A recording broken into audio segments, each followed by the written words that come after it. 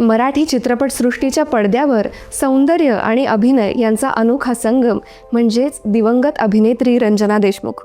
70 आणि 80च्या दशकात आपल्या मोहक रूपाने आणि विनोदी अभिनयाच्या अचूक वेळेने म्हणजेच कॉमिक टायमिंगने प्रेक्षकांच्या हृदयावर अधिराज्य गाजवणारी ही कलावंत नियतीच्या एका आघातामुळे व्हीलचेअरवर खेळली. यशोशिखरावर असतानाच जीवनात आलेल्या या वादळाचा तिने धैर्याने सामना केला. नमस्कार मंडळी, नाट्यविश्वास पुणेमध्ये तुमचे सहर्ष स्वागत आहे. दिवंगत सदाबहार मराठी अभिनेत्री रंजना देशमुख यांना पुण्यतिथीनिमित्त विनम्र अभिवादन. आज त्यांच्या पुण्यतिथीनिमित्त आपण त्यांच्या जीवन प्रवासाचा आढावा घेणार आहोत. रंजना यांचा जन्म 23 जुलै 1955 रोजी मुंबईत झाला. त्यांना अभिनयाची देणगी त्यांच्या कुटुंबातूनच मिळाली. त्या ज्येष्ठ अभिनेत्री वत्सला देशमुख यांच्या कन्या तर प्रसिद्ध दिग्दर्शक व्ही शांताराम यांच्या पत्नी संध्या यांच्या भाची होत्या. शांताराम बापू यांनीच त्यांना 1975 मध्ये चंदनाची चोळी अंग अंग जाळी या चित्रपटातून पडद्यावर आणले. यानंतर त्यांनी झुंज या चित्रपटात नायिकेची भूमिका करून आपली वेगळी ओळख निर्माण केली. ऐन भरात असताना त्यांचे अशोक सराफ यांच्याशी लग्न ठरले होते, पण नियतीला ते मान्य नव्हते. रंजना यांनी रवींद्र महाजनी, अशोक सराफ, अविनाश मसुरेकर यांसारख्या अनेक दिग्गज अभिनेत्यांसोबत यशस्वी जोड्या जमवल्या.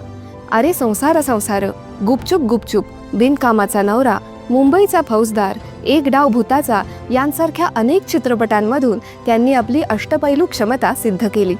या काळात त्यांना 2 वेळा फिल्मफेअर मराठी आणि 2 वेळा महाराष्ट्र राज्य पुरस्काराने सर्वोत्कृष्ट अभिनेत्री म्हणून सन्मानित करण्यात आले. 1987च्या सुमारास झांजार चित्रपटाच्या शूटिंगसाठी बंगळूरला जात असताना त्यांच्या गाडीचा भीषण अपघात झाला. या अपघातात त्यांचे दोन्ही पाय निकामी झाले आणि त्यांचे यशस्वी व्यावसायिक आयुष्य अचानक संपुष्टात आले. लेखिका अनिता पाध्ये यांनी एका मुलाखतीत सांगितल्यानुसार अपघातावेळी रंजना यांचा हात 10 ते 12 फूट दूर पडला होता, जो त्यांनी स्वतः सरकत जाऊन परत मिळवला. ही घटना त्यांच्या दुर्दम्य जिद्दीचे प्रतीक होती. अपंगत्व आल्यानंतरही त्यांनी फक्त एकदाच या नाटकातून अभिनय करण्याची जिद्द कायम ठेवली, जी त्यांची शेवटची कलाकृती ठरली. जीवनाच्या या कठीण काळातही जिद्दीने जगणाऱ्या रंजना देशमुख यांचे 3 मार्च 2000 रोजी वयाच्या 44व्या वर्षी मध्य मुंबईतील परळ येथील त्यांच्या निवासस्थानी हृदयविकाराच्या तीव्र झटक्याने निधन झाले. थोडक्यात रंजना देशमुख यांनी आपल्या अविस्मरणीय कारकिर्दीत मराठी प्रेक्षकांना भरभरून आनंद दिला. अपघातानंतरचे त्यांचे आयुष्य वेदनादायक असले तरी त्यांनी दाखवलेला संघर्ष आणि जिद्द आजही प्रेरणादायी आहे. मराठी चित्रपटसृष्टीच्या इतिहासात रंजना यांचा प्रवास यशाची उंची आणि दुःखाची खोली दर्शवणारा एक न विसरता येणारा अध्याय म्हणून कायम कोरला गेला. तर मंडळी, आजच्या पुरतं एवढंच.